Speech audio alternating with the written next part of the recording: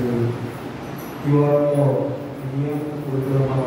ఆశీర్వాదం వాక్య జ్ఞానం కొరకు పరిశుద్ధ గ్రంథంలో నుండి పరిశుద్ధుడైన మార్కు రాసిన సువార్త 4వ అధ్యాయం 26వ వచనం నుండి 29వ వచనం వరకు ఉన్న వాక్య భాగాన్ని కొద్ది నిమిషాలు మనం ధ్యానించుకుందాం. ఆ వాక్య భాగాన్ని నేను మొదట చదువుతాను, దయచేసి వినాల్సిందిగా కోరుతాను. మరియు ఆయన, ఒక మనుష్యుడు భూమిలో విత్తనం చల్లి రాత్రి పగళ్ళు నిద్రపోవచ్చు మేలుకొనొచ్చు ఉండగా వారికి తెలియని రీతిగా విత్తనము మొలిచి పెరిగినట్లే దేవుని రాజ్యము ఉన్నది. భూమి మొదట మొలకను, తరువాత వెన్నును, అటు తర్వాత వెన్నులో ముదురు గింజలను తనంతట తానే పుట్టించు. పంట పండినప్పుడు కోతకాలం వచ్చినదని సేద్యగాడు వెంటనే కొడవలు పెట్టి పోయినని చెప్పారు. దేవుడు ఈ మాటలు మన దిగులో జీవించి ఆశీర్వదించుగాక. ప్రియ దేవుని బిడ్డలారా, చదువుకున్నటువంటి వాక్య భాగంలో మరి మార్కు సువార్తలో ఈ మాటలు మరి మన కొరకు ప్రభు అయినటువంటి యేసుక్రీస్తు వారు పరిచర్య కాలంలో చెప్పినటువంటి మాటలుగా మనం జ్ఞాపకం చేసుకోవాలి. 28వ వాక్యాన్ని నేను మరలా చదువుతాను, దయచేసి ఒకసారి చూడండి. భూమి మొదట మొలకను, తరువాత వెన్నును, అటు తరువాత వెన్నులో ముదురు గింజలను తనంతట తానే పుట్టించును అనేటువంటి మాట చెప్తా ఉన్నారు. అనగా భూమిలో నాటబడినటువంటి ఒక విత్తనం దాని పని అది చేస్తూ ఉంటుంది. ఏమిటి ఆ పని అంటే, మనం ఇచ్చేటువంటి నీటిని ఆ విత్తనం గ్రహించి ఆ విత్తనంలో ఉన్నటువంటి మరి ఆయా రకాలైనటువంటి కణాలతో అది చక్కగా అంకురంలాగా ఎదిగి ఫలించి మరి దాని యొక్క కొమ్మలైతే కొమ్మలు, తీగలైతే తీగలు అవన్నీ కూడా అభివృద్ధి చెంది మొదటగా మనకు వచ్చేటువంటిది ఏమిటంటే ముందు ఒక వెన్ను కనిపిస్తూ ఉంటుంది. అనగా దాని యొక్క పుష్పానికి సంబంధించినటువంటి ఆ యొక్క వెన్ను కనిపిస్తుంది చిన్నగా. ఆ తదుపరి ఆ వెన్ను లోపల ముదురు గింజలు వస్తాయంటా ఉంటాడు. అదే రీతిగా తనంతట తానుగానే ఫలిస్తూ ఉంటుంది. ఈ గింజ ఏ రీతిగా ఫలిస్తూ ఉంటుంది? నాటినటువంటి విత్తనానికి మనం ఇచ్చేటువంటి నీరు తీసుకొని ఆ గింజ దాన్ని మరి ఫలించేలాగా చేస్తుంది. మరి ఆ గింజ కనుక ఆ నీటిని గ్రహించకుండా నీరు నాకు వద్దులే అనుకుని మరి గింజ కనుక పక్కకు పోతే అది భూమిపై ఉన్నప్పుడు ఒకవేళ అది మాడిపోవచ్చు, లేకపోతే పడవపోవచ్చు. కానీ పాతి పెట్టబడిన తర్వాత అదేమవుతుందంటే కుళ్ళిపోయేటువంటిదిగా ఉంటుంది. కనుక ఫలాలు ఇవ్వడానికి అర్హత లేనటువంటిదిగా ఉంటుంది. కారణం ఏంటంటే ఆ గింజ నీటిని గ్రహించుకోలేదు.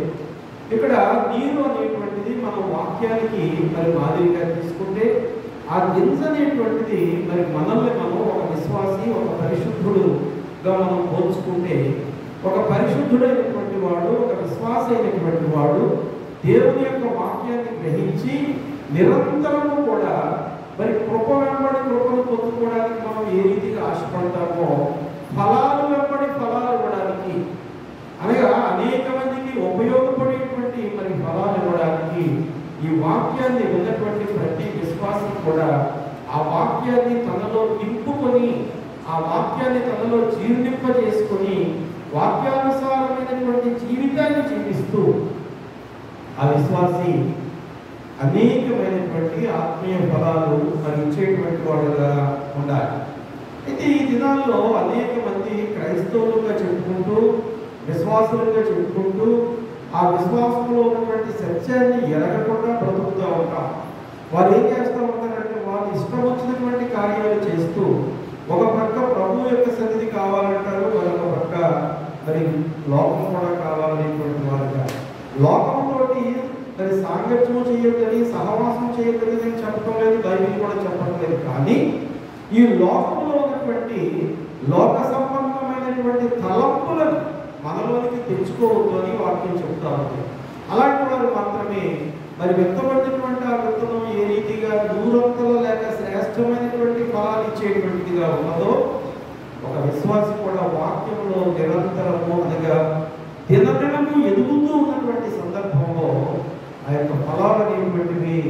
మరి ఇచ్చేటువంటి వారుగా ఉండాలి. అయితే విశ్వాసులు ఆ వాక్యానుసారమైనటువంటి జీవితం కంటే, ఆత్మానుసారమైనటువంటి జీవితం కంటే తమ సొంత ఆలోచన చొప్పున మరి నడుచుకుంటూ వెళ్ళిపోతూ, ఇది కేవలం నా జ్ఞానాన్ని బట్టి మాత్రమే నేను చేస్తా ఉన్నాను అనేటువంటి విశ్వాసులు అని చెప్పుకునేటువంటి వారు చాలా మంది ఉంటారు. అనగా అలాంటి వారిలో వాక్య సంబంధమైనటువంటి అనుభవం వారికి లేదు. ఈ వాక్య సంబంధమైనటువంటి అనుభవాన్ని మనం కలిగి ఉండి ఒక మంచి విత్తనం యొక్క ఫలింపు ఏ రీతిగా ఉంటుందో, ఒక మంచి విశ్వాసం యొక్క ఫలింపు కూడా అదే రీతిగా ఉండాలి అనేటువంటి మాట మరి వాక్యం ద్వారా మనకి తెలియచేయబడతారు. ఒక విశ్వాసి ఆత్మీయ ఫలాలు ఇవ్వాలి అంటే మన హృదయంలో వాక్యము నాటపడాలి ముందుగా. రెండవదిగా ప్రభువును బట్టి మంచి ఫలాలు ఇచ్చేలాగా ఆ వాక్యాన్ని మనలో అభివృద్ధి చేసుకోవాలి. మూడవదిగా మంచి ఫలాలు ఇవ్వాలంటే మన హృదయం ఎలా ఉండాలంటే శుద్ధిగా ఉండాలి. మరి రైతు అనేటువంటి వాడు ఆ పొలాన్ని సేద్యం చేసి విత్తనం వేసే ముందు ఏం చేస్తాడు? మరి చక్కగా దున్నుతాడు, దాంట్లో రాళ్ళు రప్పలు అన్నీ కూడా ఏరి అవతల పడేస్తాడు. అనగా భూమిని ఏ రీతిగా ఒక వ్యవసాయదారుడు శుద్ధి చేసి దానిలో విత్తనాలు చల్లుతాడో అదే రీతిగా మనల్ని కూడా మనం పాపపు స్థితిలో ఉంటూ ఉండగా మరి తండ్రి అయినటువంటి దేవుడు మనల్ని ప్రేమించి ఆయన ఏకైక కుమారుడిని, ఆయన ప్రియ కుమారుడిని మనందరి కొరకు కూడా అది మరి ఈ లోకానికి మనం ఇచ్చి ఆయనను బలిగా అర్పించడం ద్వారా ఆయన పరిశుద్ధమైనటువంటి ప్రశస్తమైనటువంటి అమూల్యమైనటువంటి రక్తంలో మనందరం కూడా కడగబడినటువంటి వారు కావాలి.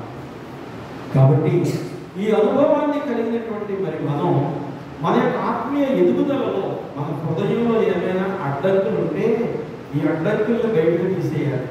మన హృదయంలో ఏమైనా లోక సంబంధమైనటువంటి చేష్టలు ఉంటే ఆ చేష్టలన్నింటినీ కూడా ప్రక్కన పెట్టి పరిశుద్ధంగా మనం బాప్తిసం పొందినటువంటి దినాల్లో ఏ రీతిగా ఉన్నామో అదే రీతిగా మన జీవితకాల పర్యంతం కూడా విశ్వాసాన్ని మనం కాపాడుకుంటూ మరి బ్రతకాల్సినటువంటి వారంగా ఉన్నాం. ఇందులో మరి ఒక విశ్వాసి ఎదుగుదల కుంటుపడడానికి కారణం మరి రెండు కారణాలు కనపడతా ఉంటాయి. రెండు కారణాలు.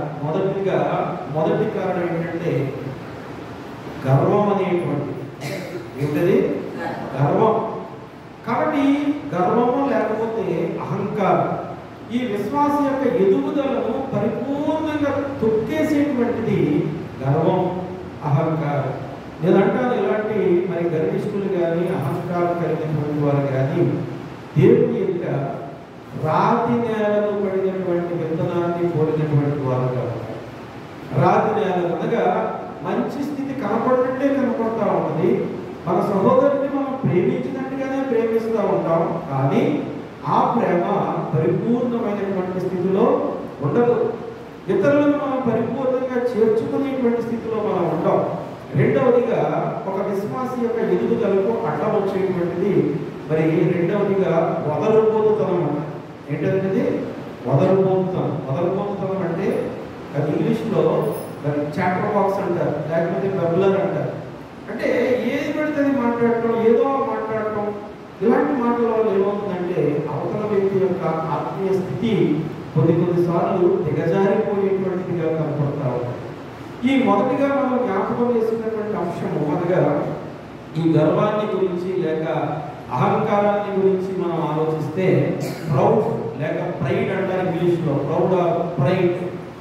ఈ గర్వం పట్ల వ్యక్తిగత బంధాలు, వ్యక్తిగతంగా ఉండేటువంటి ఆ యొక్క స్నేహాలు, వ్యక్తిగతంగా ఉండేటువంటి బంధుత్వాలు, వ్యక్తిగతంగా ఉండేటువంటి ఆ యొక్క ఆత్మ సంబంధమైనటువంటి స్నేహాన్ని విడగొట్టేటువంటిదిగా ఉంటారు. వ్యక్తిగతంగా ఉండేటువంటి ఆ యొక్క ఆత్మీయ స్నేహం ఎలా విడిపోతా ఉంది, ఎందుకు విడిపోతా ఉంది?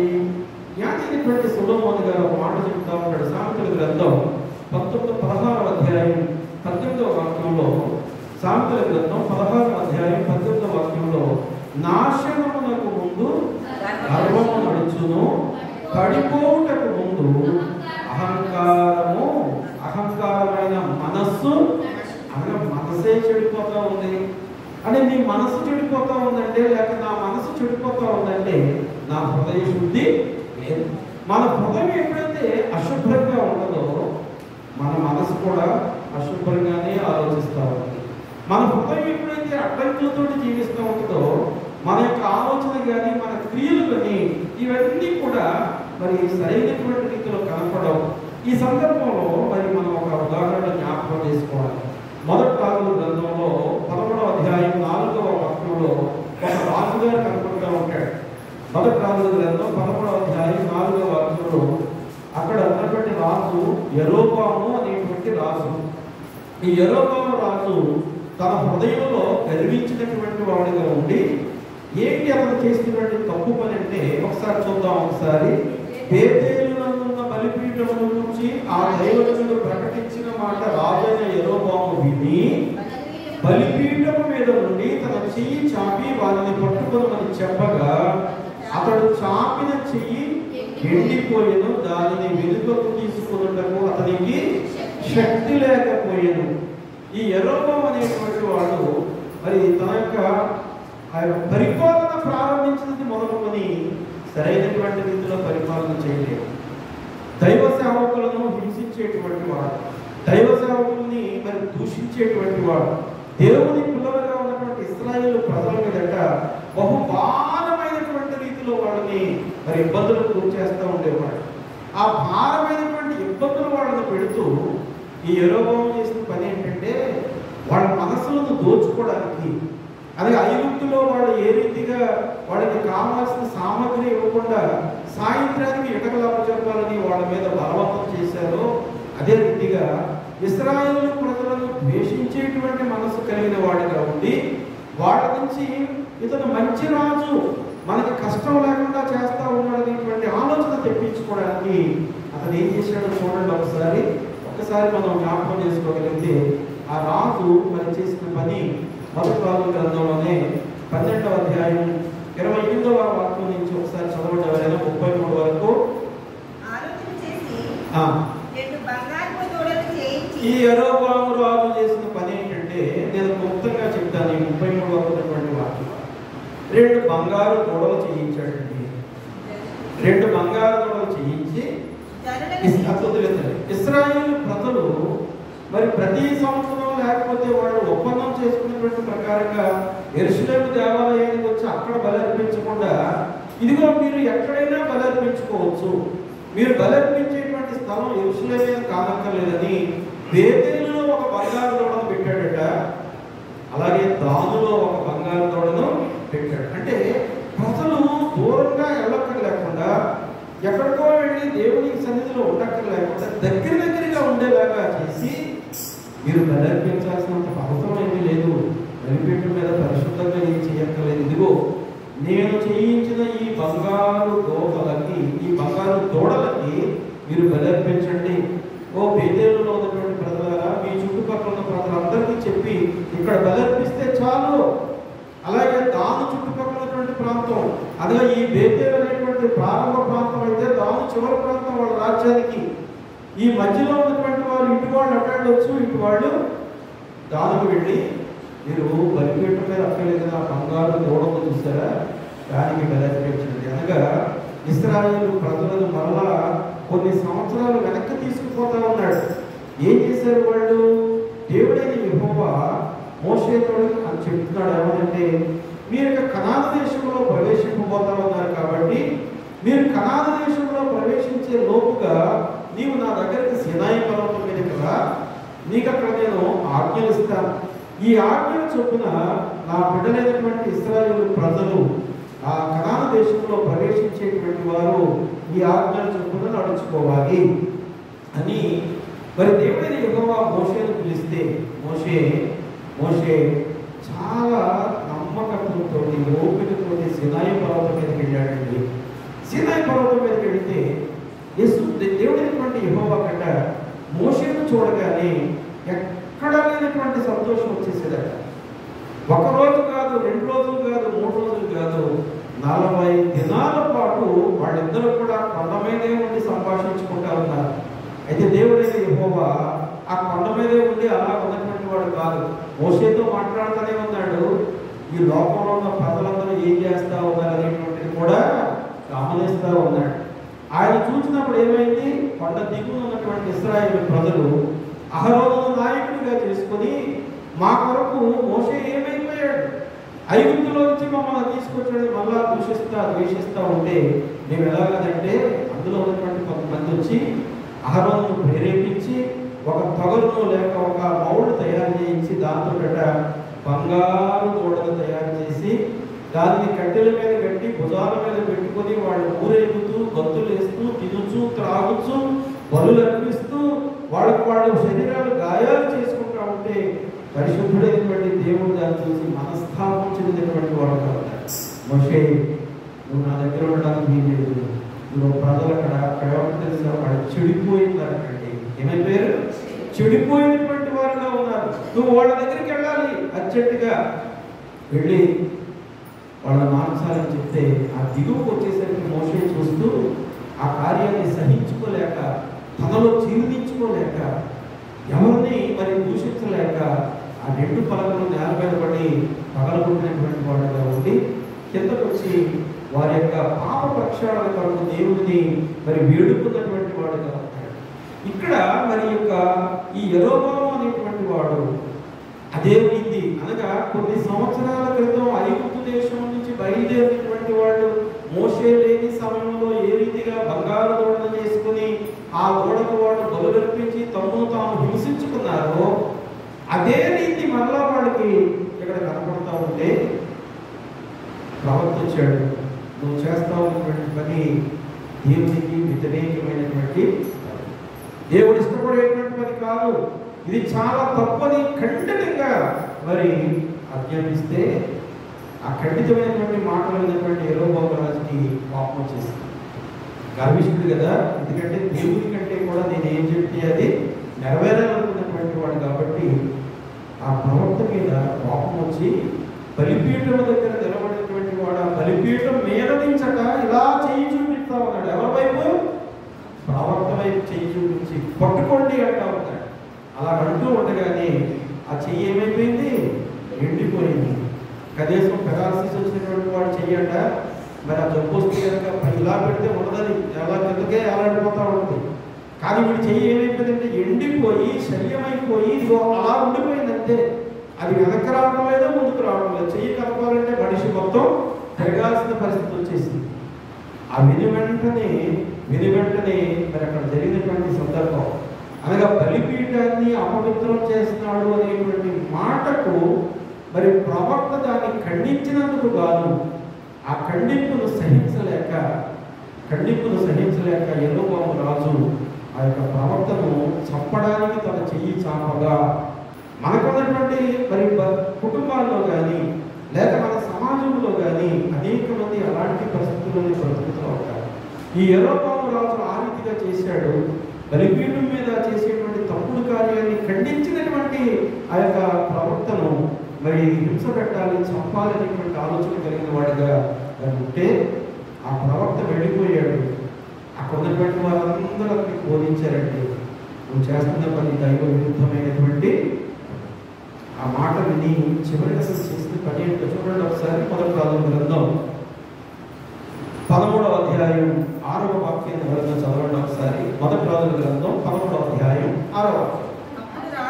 అప్పుడు రాజు నా చెయ్యి మునుపటి వలె బాగున్నట్లు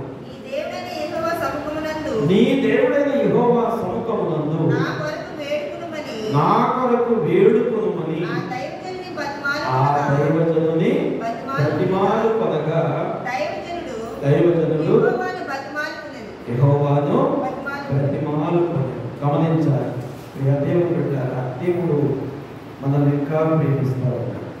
మనం ఏ స్థితిలో ఉన్నప్పటికీ కూడా నువ్వు ఎవరినైతే ద్వేషించావో ఎవరినైతే దూషించావో అదే ప్రవక్త మరలా వచ్చి ప్రార్థన చేసేలాగా అతని దగ్గరికి వెళ్ళి ప్రతిమానుకున్నటువంటి వాడుగా ఉంటున్నాడు. ఎందుచేతంటే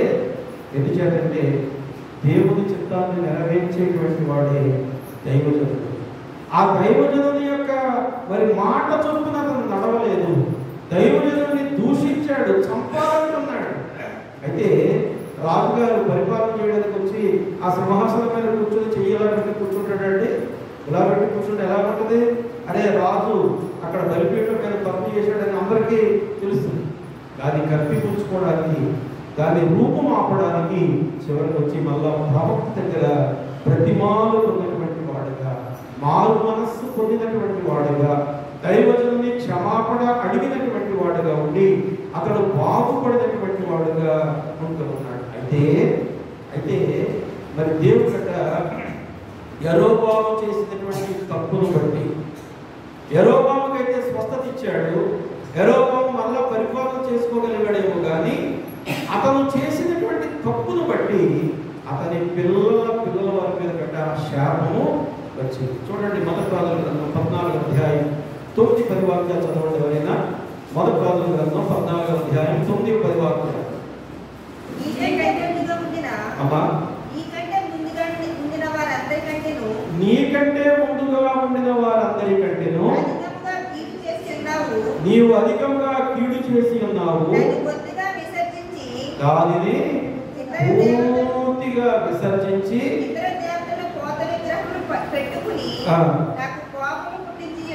ఏం చేశాడట? బలిపీఠం మీద విగ్రహాలు పట్టుకొచ్చి బలిపీఠాన్ని అపవిత్రం చేసేసాడు. 10వ వచనం ఒకసారి చదువుకోవాలో. కాబట్టి యరొబాము సంతతి వారి మీదికి నేను కీడు. ఎవరు చేసిన తప్పు ఇది? యరొబాము చేసిన తప్పు. ఎవరి మీదకి వచ్చింది ఇది? పిల్లల మీదకి వచ్చేస్తావు. జాగ్రత్త.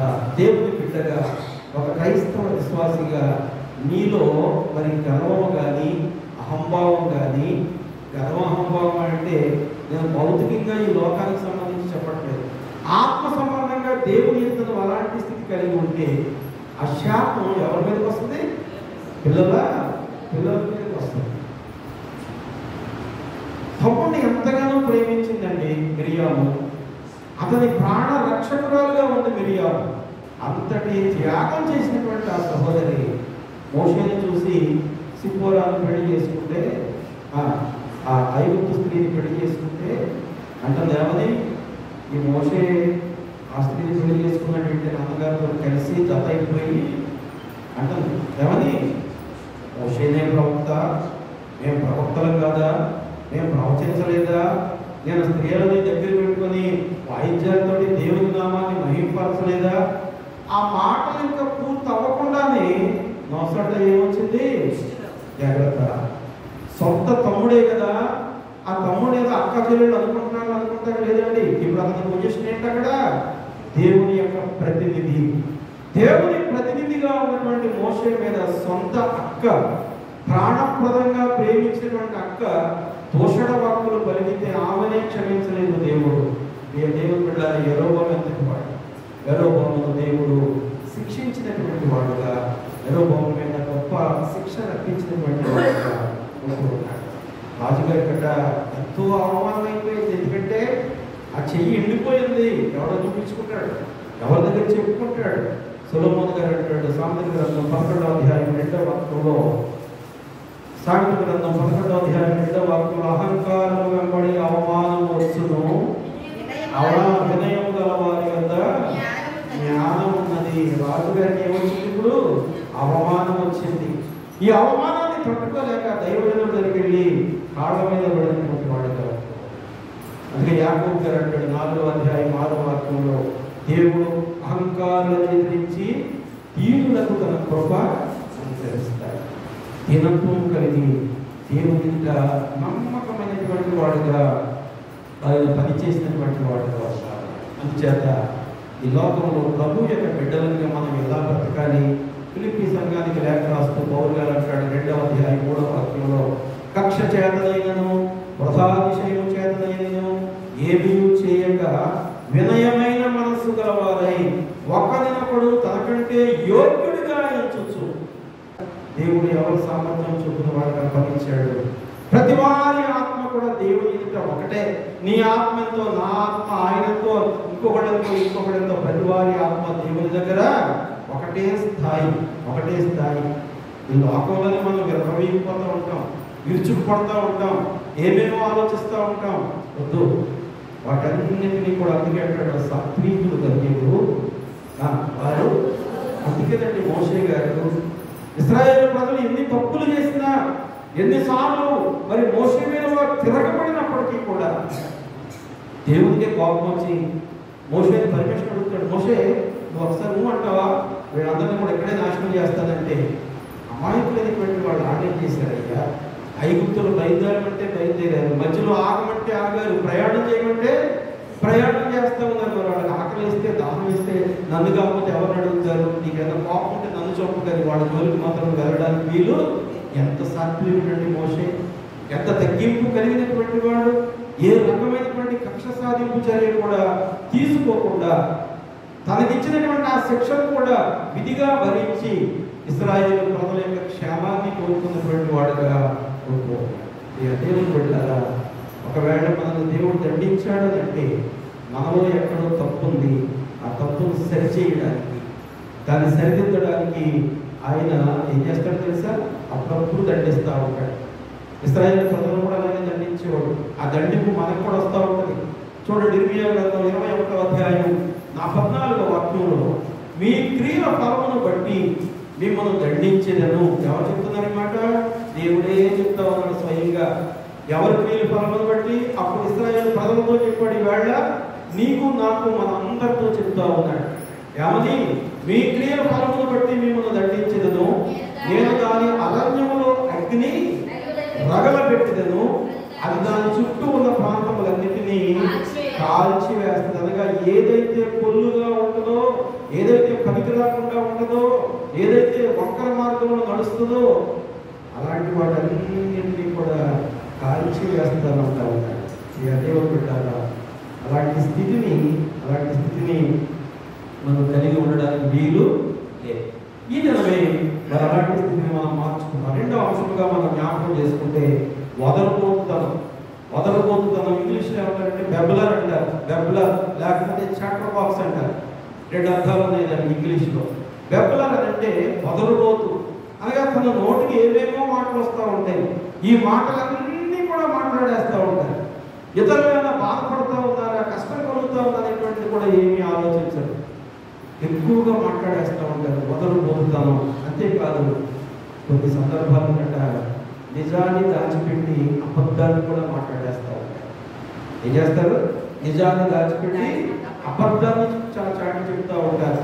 అందుచేతే జ్ఞానైనటువంటి సొలొమోను గారు చూడండి, సామెతల గ్రంథం 10వ అధ్యాయం 19వ వాక్యం అంటాడైనా, విస్తారమైన మాటలలో దోషముండక మానదు, తన పెదవులను మూసుకునేవాడు బుద్ధిమంతుడు. ఎంత తక్కువ మాట్లాడితే అంత బుద్ధిమంతుడు, ఎంత తక్కువ మాట్లాడితే అంత బుద్ధిమంతులు. ఎందుకంటే మనం ఒక మాట మాట్లాడాం అనుకోండి, నా మాట ఒక ఇద్దరు దగ్గర మాట్లాడారు, ఆ ఇద్దరు విన్నారు. ఇద్దరు చోటకెళ్ళి ఏం చెప్తారో తెలుసండి, ఇది కూడా కలిపేస్తారు. అవునా? ఇటు వెళ్ళింది ఒక కలిపి మాట వెళ్ళింది, అటు వెళ్ళేది ఇంకోటి కలిపి మాట వెళ్ళింది. ఇప్పుడు నేను చెప్పిన మాటలకు ఎన్ని మాటలు కలిసినాయి? 2 కొత్త మాటలు కలిసినాయి. అక్కడ వాడు వెళ్ళి ఇంకోటి కలిపి ఇంకోటి చెప్తాడు, అక్కడ వాడు వెళ్ళి ఇంకోటి చెప్తా ఉంటాడు. చివరికి దేవుని వాక్యాన్ని కూడా అదే రీతిగా అనేక మంది తమ ఉపయోగార్థం వాడుకుంటూ ఉంటారు.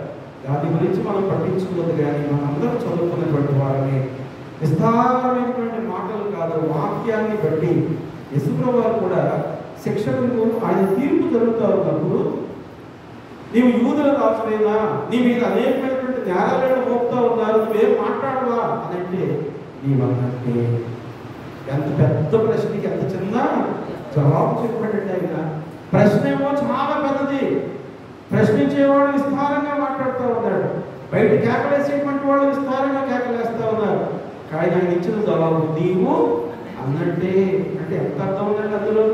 కాబట్టి మితమైనటువంటి రీతిలో మరి మనం మాట్లాడగలగాలి. లేకపోతే ఏమవుతుందంటే మన మాటలు అనేక సందర్భాల్లో ఎదటి వారికంటే కీడు కలిగిస్తూ ఉంటాయి. ఏం చేస్తాయి? కీడు కలిగిస్తూ ఉంటాయి. కీర్తనాకారుడు అంటాడు 50వ అధ్యాయం 19వ వాక్యంలో, కీడు చేయవలనని నువ్వు నోరు తెరచుకొనుచున్నావు. ఏం చేయాలని? జాగ్రత్త. విస్తారంగా మాట్లాడితే కీడు కల్పించేటువంటి మాటలు దాంట్లో మరి ఒక్కొక్కసారి ఇమిడిపోతూ ఉంటాయి. అంతేకాదు, నీ నాలుకకు కపటము కల్పించు. నీ నాలుక తిరిగిపోతూ ఉంటుంది అటు ఇటు. అప్పుడు మీరు చెప్పాను కదా, ఇటు వెళ్ళేమాట ఒక రకంగా వెళ్ళిపోద్ది, అటు వెళ్ళేమాట ఒక రకంగా వెళ్ళిపోద్ది. అదే మన విశ్వాసి కొంచెం నీరసంగా ఉన్నాడంట, అది అన్నారు మాట మనం మాట్లాడుతూ ఉన్నామంటే ఆ మాటలో కీడు కల్పించేటువంటి మాట, దోషం ఉండేలాగా మనం మాట్లాడాల్సినటువంటి పని లేదు. కాబట్టి మాట్లాడేటువంటి క్రైస్తవ విశ్వాసులు ఏ రీతిగా మాట్లాడాలి? ఫిలిప్పీ సంఘంలో కూడా ఇలాంటి వాళ్ళు ఎక్కువ మంది ఉన్నారు. ఒక ఆయన దగ్గరికి వెళ్ళి ఇంకొక ఆయన కూడా చెప్తాడు, ఇంకొక ఆయన దగ్గరికి వెళ్ళి ఇంకొక ఆయన కూడా చెప్తూ ఉంటాడు. వీటన్నిటి మీద ఖండిస్తూ పౌలు గారు అంటాడు 4వ అధ్యాయం 8వ వాక్యంలో, ఫిలిప్పీ పత్రిక 4:8, మెట్టుకు సహోదరులారా, ఏ యోగ్యతైనను మెప్పైనను ఉండిన ఎడల ఏవి సత్యమైనవో, ఏవి మాన్యమైనవో, ఏవి న్యాయమైనవో, ఏవి పవిత్రమైనవో, ఏవి రమ్యమైనవో, ఏవి ఖ్యాతి గలవో వాటి మీద మాత్రమే ధ్యానం ఉంచండి. 6 రకాల అంశాలతోటి ఫిలిప్పీ సంఘానికి బోధిస్తూ ఉంటాడు. కాబట్టి మన మాటలో ఏమాత్రం కూడా దోషం ఉండకూడదు. యేసుప్రభువు వారి లోకంలో ఉన్నప్పుడు ఆయన ప్రసంగాలు చేస్తూ ఒక మాట చెప్తా ఉంటారు.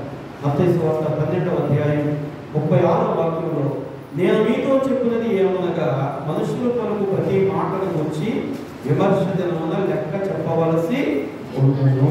జాగ్రత్త. ఒక్క మాట వ్యర్థంగా మాట్లాడాలంటే ఆ మాట గురించి దేవుని ఎదుట నిలబడి చేతులు కట్టుకొని లెక్క చెప్పాలి.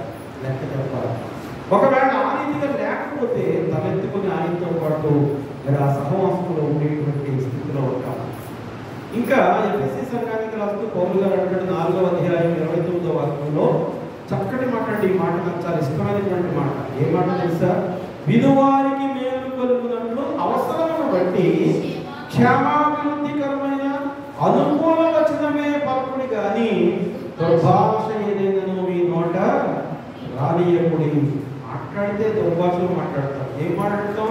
ఆయన చూస్తే నాకు కోపం, వ్యసనం. ఆ వ్యసనంలో, కోపంలో నేను ఏదో నా నోటితో శపించేస్తే జరిగిపోతుంది. అలా అనుకుంటేనండి ఈ లోకంలో ఎవడో మిగలడు ఏ రోజుకి కూడా. ఎందుకంటే పొద్దున్న లేచిన తర్వాత ఎంతో మందిని ఎన్నో రకాలుగా చెప్తూ ఉంటాం. ఈ నోటితో మనం తిట్టేటువంటి ప్రతి మాట కూడా మరి నెరవేర్చుకునేలా ఉంటే ఎందుకు నెరవేర్చలేదు? మనలో ఆ పరిశుద్ధత లేదు కాబట్టి. ఆ పరిశుద్ధతను మనం నిలుపుకోవాలంటే చివరిగా ఒక మాట చెప్తాను నేను. యోహాను సువార్త 15వ అధ్యాయం 5వ వాక్యంలో మరి యోహాను గారు తెలియజేస్తూ ఉన్నాడు ప్రభు యొక్క మాటలు.